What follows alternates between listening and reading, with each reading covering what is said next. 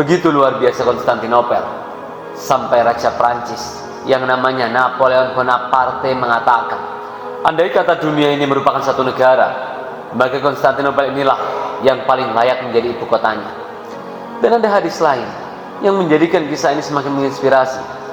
Rasulullah itu bersabda, Konstantinopel itu pasti akan dibebaskan, sebaik-baik pemimpin adalah pemimpinnya, dan sebaik-baik pasukan adalah pasukannya.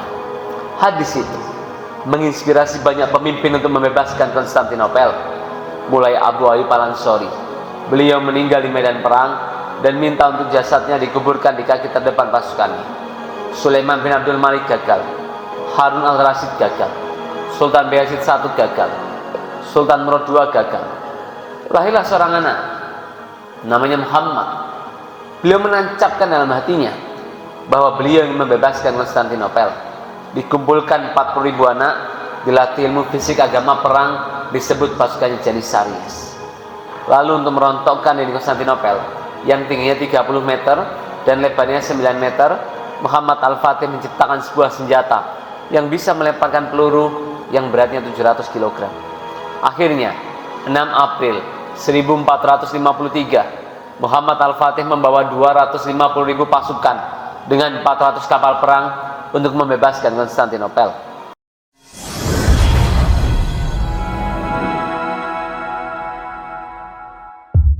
Alhamdulillah, innalhamdulillah nahmadu wa nasta'inu wa nastaghfiruh wa na'udzu billahi min syururi anfusina wa min sayyiati a'malina may yahdihillahu fala mudilla lahu wa may yudlil fala hadiyalah. Asyhadu an la ilaha illallah wa asyhadu anna Muhammadan abduhu wa rasulullah nabiyya ba'da. Alhamdulillah, syukur tiada tara kita sampaikan kepada Allah yang memberikan kita kesempatan merasakan manisnya iman dan Islam. Karena tidak sulit bagi Allah untuk menjadikan kita bagian dari orang-orang yang mungkin memusuhi agama ini, tapi dengan rahmat dan karunia-Nya kita bisa merasakan manisnya iman dan Islam ini. Salawat serta salam kita sampaikan kepada inspirator kita, kebanggaan kita, teladan kita, Nabi Muhammad SAW. Dan tidak lupa kita doakan kedua orang tua kita, ayah kita, ibu kita, semoga Allah mudahkan urusannya dan Allah jadikan kita anak-anak yang soleh yang bisa membawa kebaikan, rahmat, karunia bagi kedua orang tua kita. Saya milih banter kalau dengan aki utangnya lunas, enggak ada yang utang ini. Yang saya muliakan jamaah sekalian, terima kasih sudah meluangkan waktunya di pagi hari ini. Mungkin buat yang belum kenal, perkenalan saya Dr. Gamal. Hari ini saya akan berbagi dalam konteks nilai hidupmu dalam karyamu, ya. Bagaimana kita menyiapkan anak-anak kita agar kelak bisa menampilkan keindahan Islam lewat karya, prestasi, dan kontribusinya. Jadi saya terinspirasi satu ayat ya, surat At-Taubah 105, wa qul i'malu fa sayarallahu malakum wa rasuluhu wal mu'minuna wa saturaduna ila alimil ghaibi wa syahadati fa yunabbiukum bima kuntum ta'malun. Jadi bekerjalah dan katakanlah bekerjalah kamu, maka Allah dan Rasulnya serta orang mukmin akan melihat pekerjaanmu itu dan kamu akan dikembalikan kepada yang Maha mengetahui akan yang gaib dan yang nyata, lalu diberitakannya kepada kamu apa yang telah kamu kerjakan. Saya akan mulai dengan sebuah kisah. Ini kisah yang saya baca pelajari 10 tahun lalu dan hari ini banyak menjadi inspirasi buat karya-karya yang kami hasilkan hari ini. Kisah ini diawali ketika Rasulullah ditanya salah seorang sahabat, wahai Rasulullah, kota mana yang akan dibebaskan terlebih dahulu, Konstantinopel atau Roma? Rasulullah menjawab, kota Heraklius terlebih dahulu. Ini merupakan sebuah bisyarah, kabar gembira bagi kaum muslimin bahwa salah satu pusat peradaban terbesar akan dibebaskan oleh kaum muslimin. Jadi Konstantinopel terletak di ujung pulau, lalu dikelilingi 3 sisi lautan, Selat Bosforus, Laut Marmara, dan Selat Tanduk. Seluruh lautannya dikelilingi rantai yang sangat besar sehingga kapal-kapal musuh tidak bisa melewatinya. Daratannya dikelilingi oleh dinding yang tingginya 30 meter, lebarnya 9 meter, dan dilindungi parit sepanjang 7 meter. Begitu luar biasa Konstantinopel, sampai Raja Prancis yang namanya Napoleon Bonaparte mengatakan, andai kata dunia ini merupakan satu negara, maka Konstantinopel inilah yang paling layak menjadi ibu kotanya. Dan ada hadis lain yang menjadikan kisah ini semakin menginspirasi. Rasulullah itu bersabda, Konstantinopel itu pasti akan dibebaskan, sebaik-baik pemimpin adalah pemimpinnya, dan sebaik-baik pasukan adalah pasukannya. Hadis itu menginspirasi banyak pemimpin untuk membebaskan Konstantinopel, mulai Abu Ayyub Al-Ansari. Beliau meninggal di medan perang dan minta untuk jasadnya dikuburkan di kaki terdepan pasukannya. Sulaiman bin Abdul Malik gagal, Harun al-Rasyid gagal, Sultan Bayezid I gagal, Sultan Murad II gagal. Lahirlah seorang anak namanya Muhammad.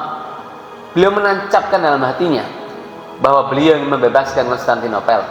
Dikumpulkan 40.000 anak, dilatih ilmu fisik, agama, perang, disebut pasukan Janissaries. Lalu untuk merontokkan di Konstantinopel yang tingginya 30 meter dan lebarnya 9 meter, Muhammad Al-Fatih menciptakan sebuah senjata yang bisa melemparkan peluru yang beratnya 700 kg. Akhirnya 6 April 1453, Muhammad Al-Fatih membawa 250.000 pasukan dengan 400 kapal perang untuk membebaskan Konstantinopel. 14 hari perang, tidak ada tanda-tanda kemenangan. Sebagian pasukannya berkata, "Sudahlah Muhammad Al-Fatih, kita menyerah saja, kita pulang saja dan kita serang di lain waktu." Apakah Muhammad Al-Fatih menyerah? Tidak. Jadi kunci pertahanan Konstantinopel, karena lautannya dikelilingi rantai, kapal-kapal Muhammad Al-Fatih tidak bisa melewatinya. Apa yang kemudian dilakukan seorang pemuda berusia 23 tahun ini? Akhirnya Muhammad Al-Fatih memerintahkan pasukannya untuk memindahkan 70 kapal perang dari Selat Bosforus menuju Selat Tanduk melalui Gunung Galata yang panjangnya 3 mil. Bayangkan, 70 kapal perang ditarik dengan tenaga manusia menaiki sebuah gunung dalam waktu 1 malam. Hingga Yilmaz Ostuna di dalam kitabnya Osmanli Tarihi mengatakan, kami tidak pernah melihat dan tidak pernah mendengar sesuatu yang luar biasa seperti ini. Muhammad Al-Fatih telah mengubah bumi menjadi lautan, dan dia telah menyeberangkan kapal-kapalnya di puncak-puncak gunung sebagai pengganti gelombang lautan. Sungguh kehebatannya jauh melebihi apa yang dilakukan oleh Alexander yang Agung. Dan akhirnya 29 Mei Konstantinopel dibebaskan melalui tangan Muhammad Al-Fatih. Pertanyaannya jamaah sekalian, apa yang bisa membuat seorang pemuda bertahan 52 hari perang di usia 23 tahun dan membuktikan sabda Rasulullah 825 tahun kemudian? Keesokan harinya Muhammad Al-Fatih mengumpulkan pasukannya untuk sholat Jumat. Beliau ingin memilih pasukan terbaik sebagai imam sholat. Diminta seluruh pasukannya berdiri, lalu beliau bertanya, "Wahai pasukanku, siapa di antara kalian yang pernah meninggalkan sholat wajib semenjak akhir balik? Silahkan duduk." Tidak satupun pasukannya duduk. Pertanyaan kedua, "Wahai pasukanku, siapa di antara kalian yang pernah meninggalkan sholat rawatib semenjak akhir balik? Silahkan duduk." Sebagian pasukannya mulai duduk. Dan pertanyaan terakhir, "Wahai pasukanku, siapa di antara kalian yang pernah meninggalkan sholat malam semenjak akhir balik? Silahkan duduk." Seluruh pasukan duduk kecuali Muhammad Al-Fatih. Tidak sulit bagi Allah untuk memenangkan pemimpin-pemimpin sebelumnya. Tapi kenapa Allah memilih Muhammad Al-Fatih? Mungkin Allah yang memberikan hikmah kepada kita, bahwa dulu pernah hidup seorang pemuda yang menjaga kedekatannya dengan Allah, dan Allah berikan keberhasilan dan kemuliaan dalam kehidupannya.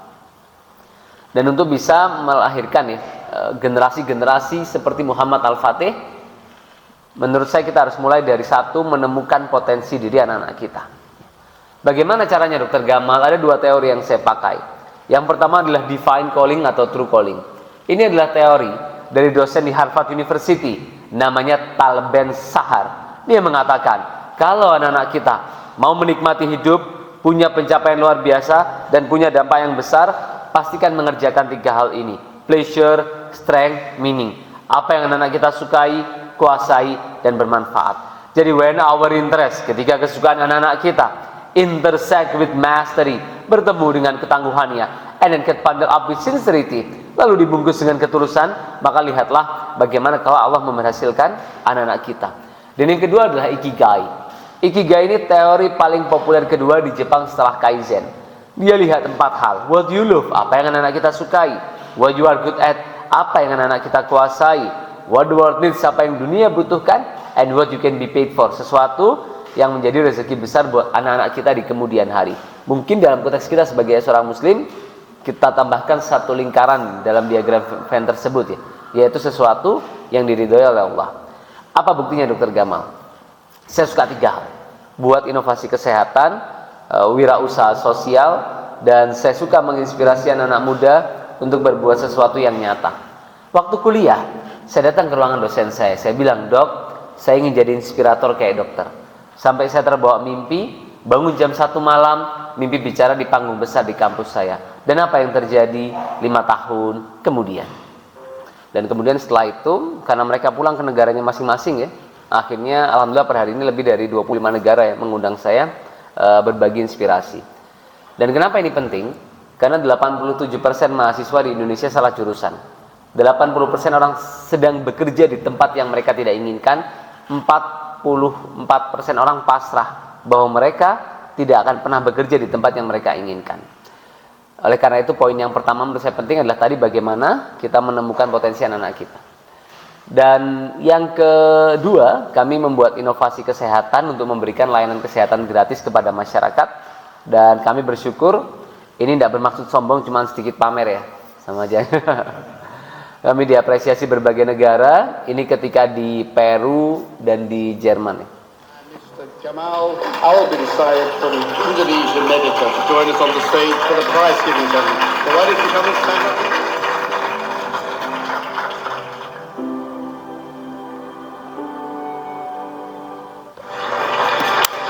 Gamal, please come on stage.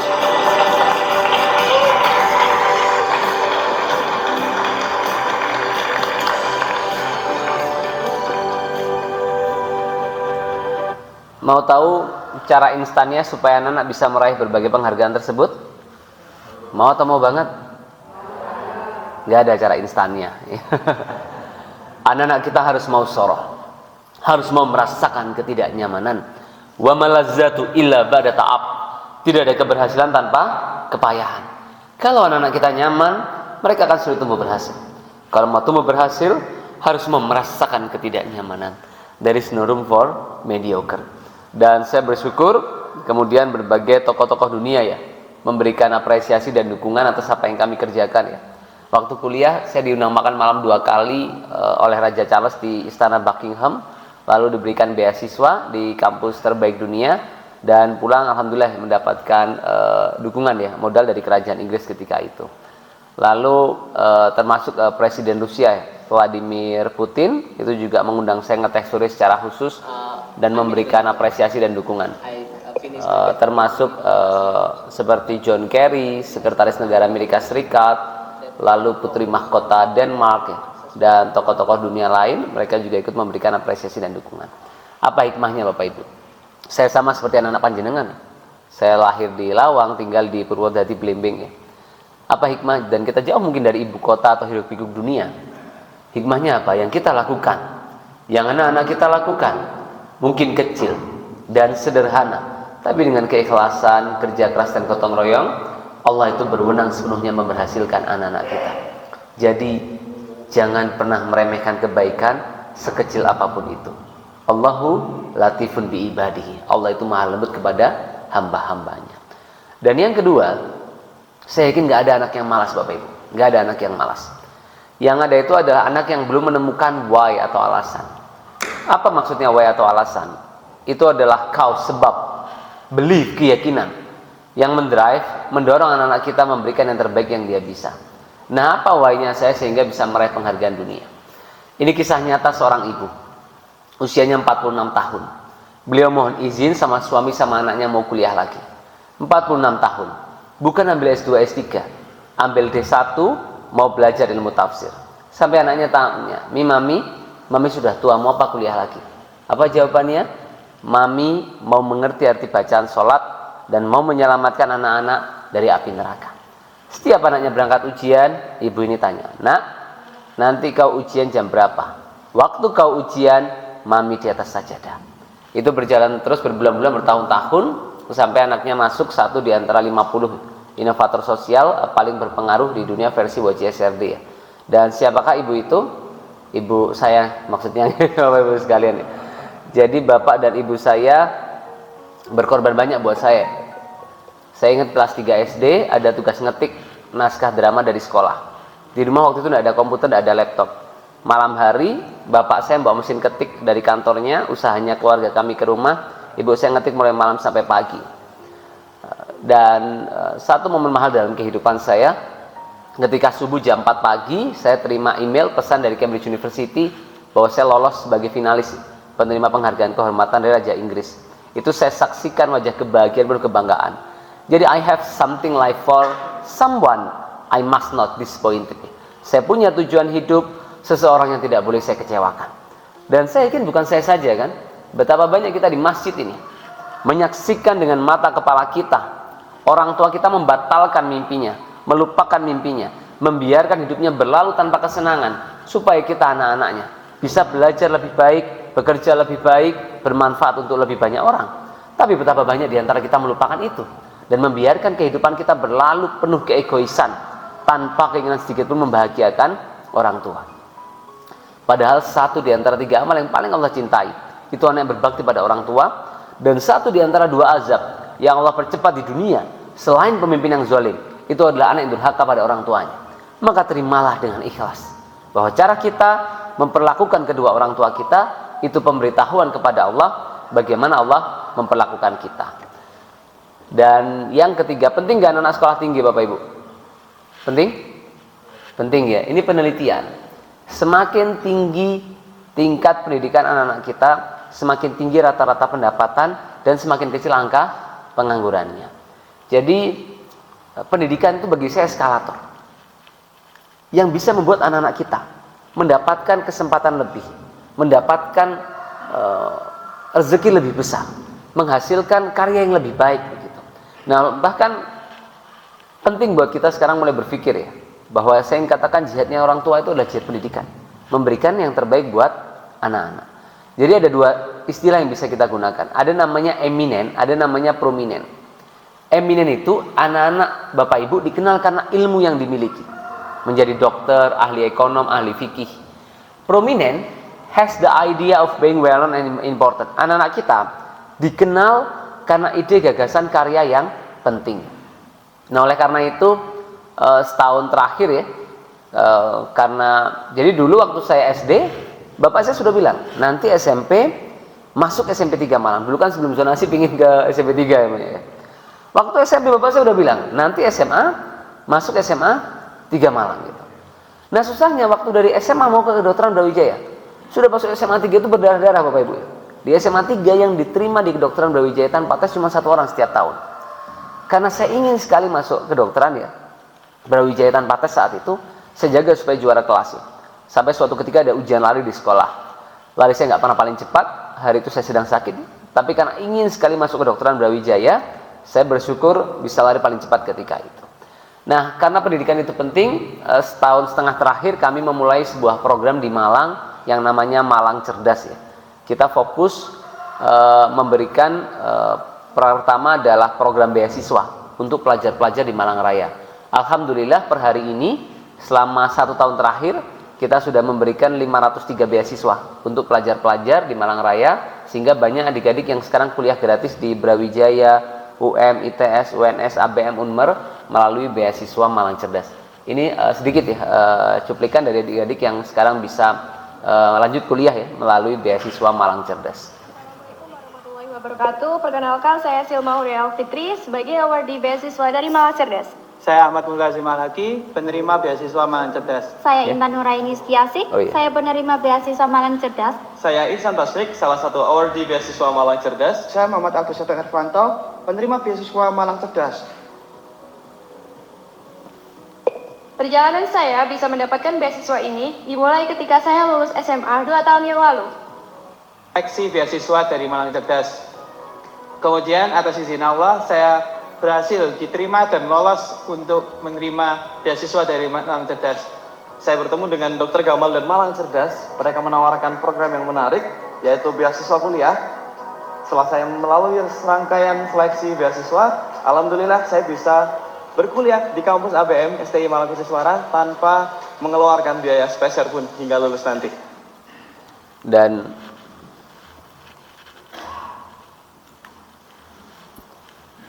Dan program kami yang kedua namanya Gamal Ghost to School ya. Jadi dari selain program beasiswa, dan insya Allah kami dalam 3-6 bulan ini kembali menyiapkan ya program beasiswa untuk pelajar-pelajar di Malang Raya.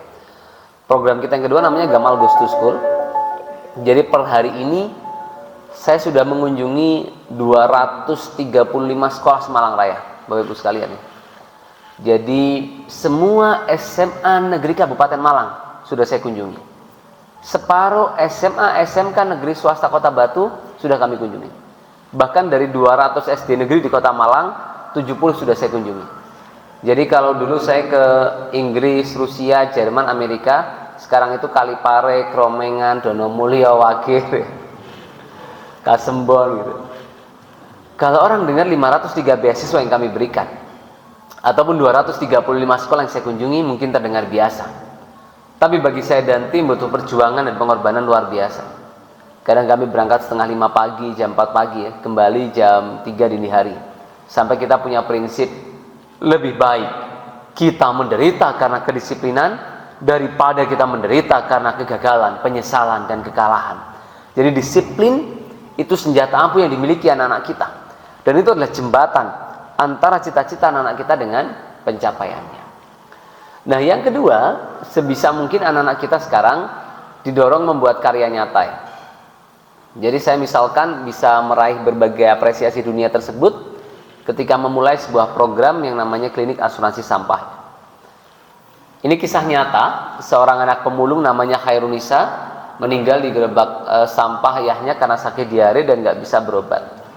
Nah, kisah ini menjadi motivasi buat saya dan teman-teman mengembangkan yang namanya Klinik Asuransi Sampah. Karena kami yakin kesehatan adalah hak setiap orang, termasuk mereka yang kurang mampu. Jadi di tempat kami warga berobat, bayar pakai kardus dan plastik. Dan mereka bisa operasi, rawat inap, dapat jaminan kesehatan. Dan ini pendapat warga atas apa yang kami kembangkan. Dia sakit dia sakit. Makan cumi, sekarang mie kobong pada anuan dia apa nyaman? Nyaman sampah nyaman kolia. Nyaman liahnya sampah liah nyaman. I know I can throw my trash here, so I collect it. Before, I used to throw everything in the street. But now I started to realize that my rubbish could be useful. Dan yang kedua, waktu saya magang di rumah sakit, kami jaga malam di UGD, lalu terima pasien namanya Awalun Nikmah, anak yatim piatu patah tulang paha kiri, butuh biaya operasi. Lalu saya upload di Facebook saya, besoknya banyak yang membantu. Semenjak hari itu, kami buat program Siapa Peduli untuk bantu pasien-pasien yang butuh biaya operasi yang jumlahnya besar. Ini pasien awal kami, namanya Bilaksono, sakit Severkrausen Syndrome. Saya jemput di depan rumah sakit Dr. Sutomo Surabaya, butuh biaya operasi 300 juta. Alhamdulillah terbantu lewat program yang kami kembangkan. Bapak Ibu semua, orang tidak peduli seberapa hebat, kaya, pintarnya anak-anak kita. Tapi yang mereka pedulikan hanyalah satu. Apakah kehadiran anak-anak kita memberikan manfaat untuk mereka? Bahkan salah seorang ulama menuliskan dalam kitabnya, boleh jadi saat engkau tidur terlelap, pintu-pintu langit sedang diketuk oleh puluhan doa kebaikan untukmu. Dari orang fakir yang kau tolong, dari orang kelaparan yang kau beri makan, dari orang yang dihimpit kesulitan yang telah engkau lapangkan. Oleh karena itu, janganlah sekali-kali engkau meremehkan sebuah kebaikan. Dan yang ketiga, sering ya di rumah debat sama anak-anak soal benda ini ya. Betul Pak? Betul? Betul, anak-anak suka main HP sekarang kan. Jadi benda ini luar biasa Bapak Ibu. Benda ini bisa membuat anak-anak dikenal oleh puluhan juta orang, menginspirasi jutaan orang, mendapatkan banyak kesempatan peluang di kemudian hari. Tapi benda ini bisa menghancurkan kehidupan anak-anak, keluarganya, orang-orang yang disayangi, dan menghabiskan banyak waktu secara sia-sia. Kita bersyukur sebetulnya, dulu sebelum ada benda ini, orang harus mengumpulkan orang di stadion untuk bicara di hadapan puluhan ribu orang. Sekarang dari rumah kita, dari meja belajarnya, anak-anak bisa buat konten yang disaksikan jutaan orang di Indonesia. Nah, saya sendiri bersyukur, saya punya 2 juta follower di media sosial saya, sehingga setiap konten yang kami upload itu bisa disaksikan ratusan ribu bahkan jutaan orang di Indonesia ya. Dan karena kami konsisten membuat konten-konten positif, banyak brand-brand dunia bekerja sama untuk memberikan inspirasi ya. Misalkan ini ketika syuting di Malaysia untuk promosi di berbagai negara di Asia Tenggara. Cara kita memulai pagi itu menentukan bagaimana kita menghabiskan waktu sehari. Dalam hidup, tugas kita bukanlah melampaui orang lain, tapi melampaui diri sendiri, melampaui hari kemarin dengan hari ini. Jadi setiap matahari terbit, kita harus menjadi lebih baik setiap harinya. Nah, termasuk dan lain sebagainya ya. Nah, bagaimana caranya supaya pakai gadget yang tepat buat anak-anak kita? Yang pertama, itu batasi waktunya Bapak Ibu. Kalau anak kita di bawah 2 tahun, itu nggak boleh pegang gadget sama sekali. 3 sampai 5 atau 2 sampai 6 tahun itu maksimal 1 jam setiap hari, nggak boleh lebih. 6 sampai 18 tahun maksimal 2 jam setiap hari. Ini rekomendasi dokter anak di Amerika dan Kanada. Kenapa? Karena gadget ini bikin kecanduan. Kalau anak-anak pakai gadget ya, itu keluar dopamin di sarafnya saat dia main game atau sosial media. Keluar dopamin di sarafnya persis seperti orang-orang kecanduan. Dan dampaknya bahaya. Gangguan sel otak, gangguan penglihatan, pendengaran, sulit fokus, dan lain sebagainya. Dan oleh karena itu, gimana caranya supaya anak-anak nggak kecanduan? Pertama, jadilah teladan ya. Anak-anak sekarang pinter, lele, dok, kok HP-an terus, jawabannya apa? Nah, bapak ibu ya HP-an ya dari ibunya. Karena 79% orang tua kalau bangun tidur ngapain? Pegang HP, ini surveinya ya. Nah, pertama jadi teladan. Kedua, batasi waktu sesuai dengan usia tadi. Dan yang ketiga, arahkan aktivitas fisik. Dan yang keempat, tempat khususnya. Jadi gadget ini bagus. Yang bapak ibu kontrol 2 hal. Durasinya berapa lama dan kedua kontennya. Walaupun cuma 1 menit. Tapi kalau itu nggak baik untuk anak-anak, bisa memberikan ya dampak negatif buat anak-anak di kemudian hari. Dan yang keempat adalah visi yang jelas. Jadi harus clear apa yang mau dicapai oleh anak-anak kita ya. Mohon maaf kalau ada pendukung Lionel Messi di sini ya. Menurut saya CR7 pemain terbaik dunia ya.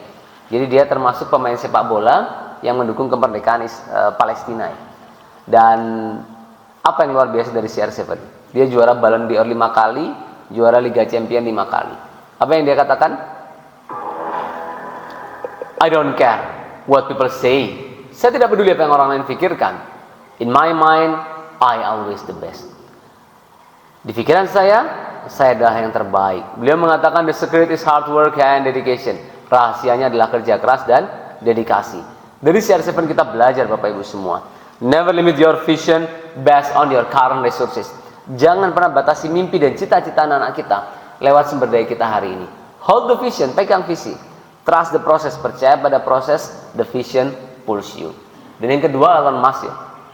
Dia jual PayPal, kalau Bapak Ibu pernah pakai. Lalu dari PayPal itu dia punya banyak uang, dia berpikir, apa yang paling dibutuhkan umat manusia? Dia berpikir manusia harus menjadi spesies di banyak planet. Akhirnya dia membuat perusahaan antariksa komersil pertama terbesar di dunia. Namanya SpaceX. Dia yakin manusia harus menghasilkan energi terbarukan. Akhirnya dia buat perusahaan mobil listrik namanya Tesla dengan manufaktur valuasi terbaik terbesar di dunia. Dan apa yang dikatakan Elon Musk? Bukan lagi work hard, bukan lagi kerja keras, tapi work super hard, kerja super keras, high pain threshold, ambang batas nyeri yang tinggi, work every waking hours. Dari Elon Musk kita belajar Bapak Ibu sekalian. You have idea, kita punya ide, anak-anak kita punya ide. But everyone has an idea. Tapi setiap orang juga punya ide. So it's really about executing the idea. Ini tentang kemampuan anak-anak kita eksekusi ide mereka. And attracting other people to help you work on your idea. Dan menarik orang lain untuk membantu anak-anak kita mewujudkan ide mereka. So stay fokus, tetap fokus. Don't talk what you are gonna do. Nggak usah sibuk ngomong apa yang mau kita lakukan. Don't criticize somebody else what they are not doing. Nggak usah sibuk ngeritik apa yang orang lain nggak lakukan. Go for it now. Dan ini contoh kalau orang nggak punya visi hidup ya.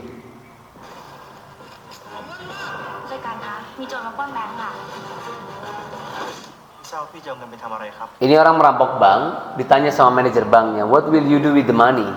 Mau dipakai apa uangnya? Bingung perampoknya ya. Dia nggak pernah ikut kajian di Masjid Al-Waqor ya, jadi nggak punya visi hidup ya. Tadi kita menertawakan perampok itu. Bagaimana dengan anak-anak kita? Sudah mondar-mandir sekolah rumah bertahun-tahun, apa yang dicari? Ilmu ya, pengalaman, rezeki, jodoh dan lain sebagainya. Saya kuliah kedokteran 5 tahun, 2 teman saya mencoba bunuh diri, dua-duanya karena cintanya bertepuk sebelah tangan. Karena ibu-ibu sekarang, cewek sekarang materi-materi, betul? Biasanya ibu bilang enggak gitu ya, astagfirullahaladzim. Tapi saya bisa buktikan, kalau ada 2 laki-laki, alimnya sama, pinternya sama, baiknya sama, gantengnya sama, satu kayak satu dak, pilih mantu yang mana? Nggak usah dijawab ya, kita para pria sudah tahu jawabannya ya. Kalau katanya kiai saya itu cinta itu buta tapi tidak tuli, bisa bedakan mana suara Honda Beat, mana suara Honda Jazz gitu katanya. Saya bilang sama kawan saya, agama nggak melarang mencintai, cuma diminta untuk mengatur waktu dan tempatnya. Buktinya Nabi Muhammad kalau manggil istrinya apa? Ya Humairah, yang pipinya merahan. Tapi kalau istri kita hitam jangan dipanggil ya Hajar Aswad ya, atau suami kita hitam aja panggil. Nggak boleh pulang nanti Bapak Ibu ya. Nah yang kelima, mindset kerja keras. Kalau Bapak Ibu makan bakso, makan tahu dulu apa pentol dulu? Tahu, kenapa? Saya enak carry, keep the best for the last ya. Teori ini bisa dipakai buat mendidik anak. Ada penelitian tahun 1960. Anak-anak dimasukkan ke satu ruangan, mereka dikasih satu permen. Lalu mereka ditawarkan, kalau mereka tidak makan permen 10 menit, mereka dapat 2 permen. Sebagian besar anak nggak tahan. Mereka memilih makan 1 permen dibandingkan sabar sebentar supaya bisa makan 2 permen. Lahirlah sebuah teori yang namanya delaying gratification. Kemampuan anak-anak mengatur ketidaknyamanan supaya mendapatkan kenyamanan lebih di kemudian hari. Ternyata 20 tahun kemudian, anak-anak yang tadi sabar 10 menit untuk dapat 2 permen punya probabilitas kemungkinan berhasil jauh lebih besar. Nah oleh karena itu penting. Ini pesan saya sampaikan ke anak Bapak Ibu ya. Jadi bayangkan, saya yakin kita pernah kan Bapak Ibu menghadapi tekanan yang berat ya. Menghadapi beban yang begitu berat, menghadapi hinaan, cacian, makian yang begitu sadis. Bayangkan, nanti anak-anak kita menghadapi tekanan yang mungkin lebih keras dibandingkan yang kita hadapi hari ini. Menanggung beban yang mungkin lebih berat dibandingkan yang kita tanggung hari ini. Dan mungkin menghadapi ya, hinaan, cacian, makian yang lebih sadis dibandingkan yang kita rasakan hari ini. Oleh karena itu pesan saya sampaikan ke anak-anak, kalau ada yang menghina kamu, belajar keraslah, bekerja keraslah, sampai orang yang menghinamu tanya, Mas Mbak, ada lowongan kerja nggak ya? Gitu ya. Nanti kalau anak kita sudah berhasil keliling dunia, kemana-mana pakai kacamata hitam. Nanti orang-orang akan tanya, Mas Mbak, kenapa selalu pakai kacamata hitam? Anak kita bisa jawab, masa depan saya terlalu cerah, silau lihatnya, gitu ya. Penemu lampu siapa, Bapak Ibu? Iya, Thomas Alva Edison, bukan Philips ya. Philips merek Bapak Ibu ya. Dia dikeluarkan dari sekolah. Sekolah kirim surat buat ibunya. Ibunya baca dengan keras. Anak Anda terlalu jenius, sekolah kami tidak bisa mendidiknya. Akhirnya dia melakukan lebih dari 9.000 uji coba dan dia menemukan lampu. Suatu ketika ibunya meninggal dunia dan dia menemukan surat yang dikirim sekolah buat ibunya. Ternyata apa tulisannya? Anak Anda idiot, sekolah kami tidak bisa mendidiknya. Bayangkan, orang tua sehebat apa yang mengubah seorang anak yang dianggap idiot oleh teman-temannya, akhirnya menghasilkan karya yang kita nikmati sampai hari ini. Ada namanya Pygmalion Effect. Kalau anak-anak kita yakin sama kemampuannya, targetnya tinggi. Dia ingin masuk kampus-kampus terbaik di Indonesia bahkan dunia, mau ke UI, UGM, UNER, Brawijaya, ITB, ITS, atau ke Harvard, MIT, Stanford, Cambridge, Oxford ya. Atau kampus di Madinah mungkin ya, atau Al-Azhar University, Jordan University dan lain sebagainya. Saat targetnya tinggi, kebiasaannya berubah. Yang biasanya hafalan Qur'annya cuma 2-3 juz, dia naikin 20, 30, 40, 50, 60 juz gitu ya.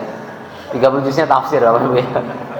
Yang biasanya TOEFL IBT-nya cuma 60, dia naikin ya sampai 100. Dan itu mempengaruhi hasil. Hasil mempengaruhi kepercayaan diri anak-anak kita. Dan yang keenam, sekarang fokus anak-anak apa? Learn and grow, tumbuh dan belajar. Mungkin Bapak Ibu ingat, waktu kita kecil, orang tua kita pesennya apa? Nak, belajar yang pintar biar kayak Pak Habibie, iya kan? Di rumah-rumah kita, orang tua pesennya sama, nak, belajar yang rajin biar kayak Pak Habibie. Beliau luar biasa Bapak Ibu. Dipanggil Mr. Crack karena keberhasilannya menemukan penemuan untuk mengetahui kebocoran pesawat. Kedua, beliau punya spiritualitas yang kokoh. Beliau mengatakan apa? Otak saya Jerman tapi hati saya Mekah. Dan beliau mengatakan, saya bersyukur bisa membangun sinergi positif antara ilmu pengetahuan, teknologi, dan spiritual. Dan yang ketiga, ini yang Habibie langsung yang cerita sama saya. Jadi beliau undang saya ke rumahnya, lalu beliau cerita bahwa Ibunda Ainun, istri beliau, adalah lulusan terbaik se-SMA se-Jakarta Jawa Barat ketika itu.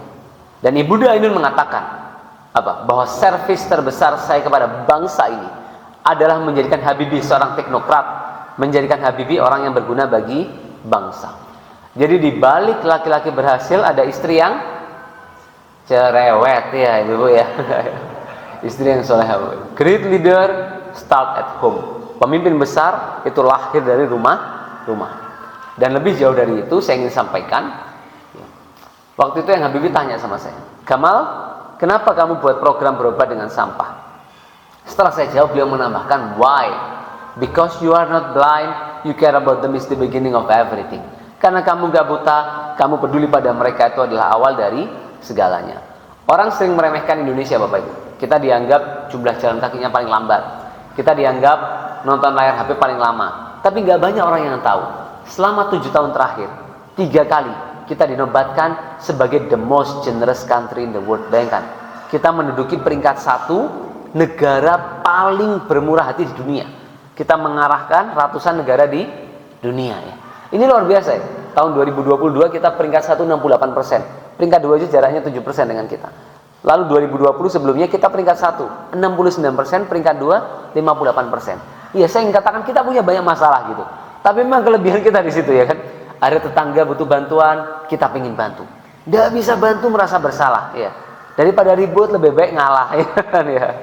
Dan empati is the connection that leads to innovation. Dan yang terakhir sebagai penutup adalah spiritualitas Bapak Ibu. Einstein ini jenius.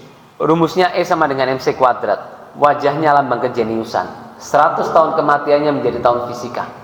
Tapi Michael Hurt meletakkan dia di urutan nomor 10 di antara orang-orang paling berpengaruh di dunia. Artinya apa? Kalau kita mau anak-anak kita menjadi pribadi yang kokoh dan punya pengaruh besar di kemudian hari, maka kita harus membangun keseimbangan ya, antara intelektualitas dengan spiritualitas. Kalau katanya Cak Nun, jangan mati-matian mengejar sesuatu yang tidak bisa dibawa mati.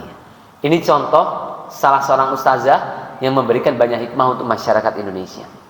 Bismillahirrahmanirrahim. Alif Lam Mim. Dzalikal kitabu la raiba fihi hudan lil muttaqin. Alladzina yu'minuna bil ghaibi wa yuqimuna sholata wa mimma razaqnahum yunfiqun. والذين يؤمنون بما أنزل إليك وما أنزل من قبلك وبالآخرة هم يوقنون أولئك على هدى من ربهم وأولئك هم المفلحون وإلهكم إله واحد. Jadi beliau meninggal dunia di tempat yang mulia saat sedang membaca ayat-ayat Allah. Dari beliau kita belajar jamaah sekalian.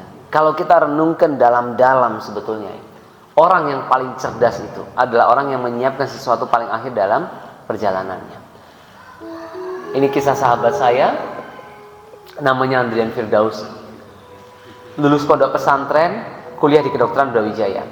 Ketika kuliah, beliau merawat mushola di fakultas, tinggal di mushola saat itu menjadi takmir ya. Lalu beliau membuat namanya sekolah Quran untuk mengajarkan teman-teman yang nggak bisa baca Al-Quran. 20 Januari beliau meninggal dunia kecelakaan dengan truk kontainer. Malam itu saya di IGD rumah sakit, saya kabarkan kepada teman-teman yang lain. Bapak Ibu tahu apa yang mereka tanyakan? Gamal, ini Andrian yang sering azan di mushola itu kah? Gamal, ini Andrian yang suara qori'nya itu bagus kah? Gamal, ini Andrian yang suara tilawahnya itu bagus kah? Jadi sahabat saya dikenal dengan kepandaiannya melantunkan ayat suci Al-Quran dan hobinya mengumandangkan azan. Lalu bagaimana dengan kita, keluarga kita, anak-anak kita?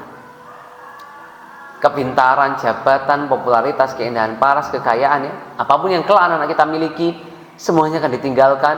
Tapi betapa kita lalai mengingatnya, seolah-olah kita ini akan hidup selamanya, sehingga kita mengutamakan dunia yang fana ini. Bapak Ibu semua, betapa banyak manusia yang lalai sementara kain kafannya sedang ditenun. Berapa banyak orang bermaksiat saat kain kafannya sedang ditenun. Berapa banyak orang mengejar sesuatu yang disesali para penghuni kubur. Oleh karena itu, 3 pesan terakhir dari saya. Pertama, tanamkan ke anak-anak, study hard, work hard in silence, and let your success and impact be your noise. Belajar dan bekerja keraslah dalam sunyi, dan biarkan keberhasilan menjadi bisingmu. Dan yang kedua, Orang sering tanya sama saya, Gamal, kok bisa diapresiasi tokoh-tokoh dunia? Satu hal yang saya yakini, kalau kita sempurnakan niat, maka Allah akan menyempurnakan pertolongannya. Dan kalau akhirat dan kebaikan yang kita tuju, maka dunia akan datang dalam keadaan tunduk. Dan terakhir Bapak Ibu semua, tetaplah menjadi pejalan dalam jalan-jalan kebaikan. Karena jalan kebaikan adalah jalan Allah, sehingga dia yang berjalan dalam jalan kebaikan sesungguhnya sedang berjalan bersama Allah. Kupas-kupas buah manggis, puas nggak puas, waktunya habis. Kesepian tanpa kekasih, cukup sekian dan terima kasih. Wassalamualaikum warahmatullahi wabarakatuh.